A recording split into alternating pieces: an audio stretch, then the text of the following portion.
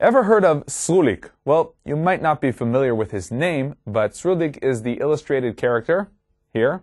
I know you'd recognize him. Srulik's creator, caricature artist Dosh, passed away 7 years ago. A few days before Yom Ha'atzmaut, we visited an exhibition in Tel Aviv commemorating the artist who portrayed the state of Israel in a special way, from the establishment until the late 90s. This is one of the most famous and I would say unique work of Dosh. He considered it as one of his best caricatures.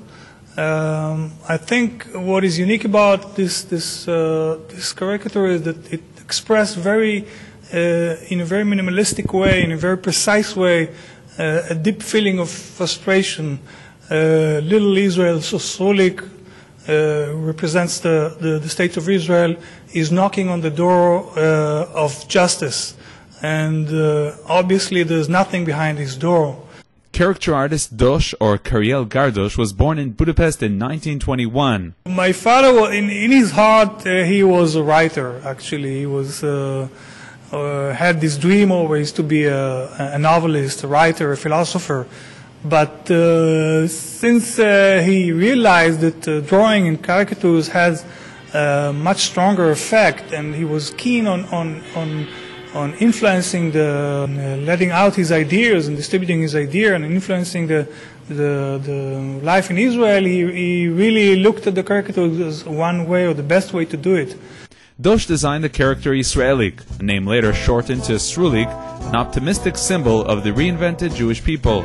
The sandals, the khaki pants, the so-called temple hat, the straight curls, and the smile symbolized beautiful Israel, and contrasted with the stark anti-Semitic characters the world had become acquainted with in the years before Israeli independence.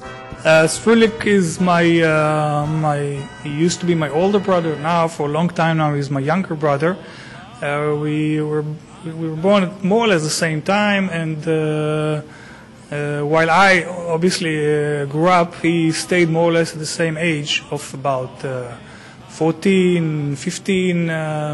Also, this is the age my father decided to keep, not to make him older, although the state became obviously older, but my father felt that this age more or less represents mentally or spiritually the state of mind of Israel even today. It's still a young country, it's still a struggling country, and that's why he really thought 15, teenage is the right age for the country today. But still, I think the main theme of Srulik is being a young, optimistic, strong character of, I would say, like the Sabras, like the Tzabar, and this is actually why many people identified with him. Living as we do in the age of Israeli Idol and imported comic book characters, is our Srulik still relevant? He really, for many people, especially back in the 60s and the 70s, he represented the true state of Israel, the young Israel, the optimistic Israel. This situation changed in the last few tens of years, I would say, because society changed a lot, the focus of the society changed, and the idealism and the optimism that used to be in the past is not so strong anymore. But still, I think in many respects, because he represents the situation, because he's representing values that were still valid, they're still good for today, I think he should be, or still is, a good symbol for the state of Israel, and something that many people can identify with. As we tour the exhibit in the Eretz Yisrael Museum, it's hard not to notice that almost all of the drawings and their messages are quite relevant today. Yeah, just change the date and you can still use them. This one, for example, the telephone, the public from the other side asking or shouting, "Hey, anybody there? Can you listen? Are you listening to me?" Talking to the politicians who are not really do not care really after the election about the public anymore. Yeah, the Israeli public caught between those two huge forces, the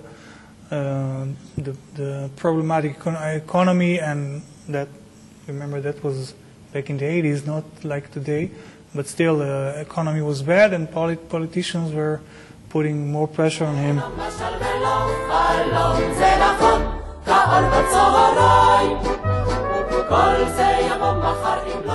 Dosh was a master at expressing complex messages through a single illustrated square. Dosh was very involved with Israeli life. He believed in Greater Israel, in our right to the land, and adjusted his political views somewhat, only because he thought the people were not strong enough. My father was basically a supporter of the settlement of Jews in the territories in Judea and Samaria. He saw the settlement project as a continuation of the same ideas that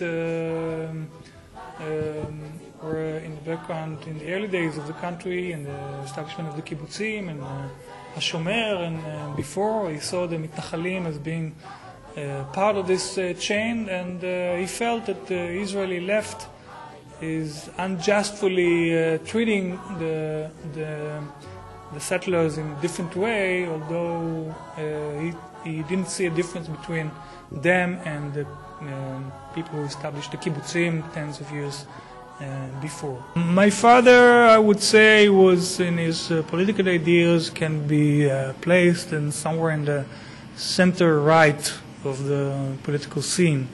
He was considered actually at some period as being an ultra right journalist, although he didn't see himself as belonging to really the far right part of the picture. In his last years, a bit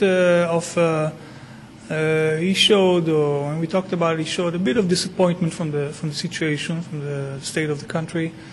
In a way, because he was actually one of the forces that shaped the Israeli society, the Israeli concept, he looked at it as almost a sort of personal failure, because the values and ideas that he promoted back in the early days were not that appealing anymore.